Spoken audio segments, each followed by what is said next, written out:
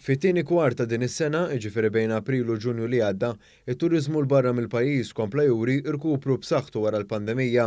Fil-fatt f'dan il-perjodu ntefqu total ta' 113 miljun euro minn residenti f'Malta f'safar barra mill-pajjiż. Il-medja tan-nefqa minn kull persuna waqt btajjel barra mill-pajjiż kienet ta' 815 euro. Dan ħareġ minn ċifri maħruġa mill-Uffiċċju Nazzjonali tal-Istatistika l-NSO li minnhom irriżulta fit-tieni kwart tas-sena kienu kważi 140,000 dawk li ħallew pajjiżna għal skopijiet ta' turiżmu. Il-maġġoranza tan-nies li siefru barra mill-pajjiż għamlu dan għal skopijiet ta' btajjel, kważi 76,000 persuna. Aktar minn 39,000 persuna siefru biex jiltaqgħu ma' qraba u ħbieb. Ftit aktar minn 16,000 ruħ ħarġu barra minn pajjiżna għal skopijiet professjonali u ftit aktar minn 20,000 siefru għal skopijiet oħra. Jekk wieħed iħares lejn l-etajiet li l-aktar għażlu li jsifru f'dan il-perjodu hemm dawk bejn il-25 u l-44 sena, bi ftit aktar minn nofs jaqgħu f'din il-kategorija ta' età.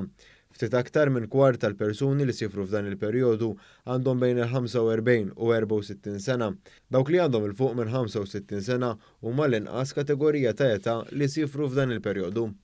Mod kollettiv it-turisti għattaw il-fuq minn 950,000 lejl barra mill-pajjiż.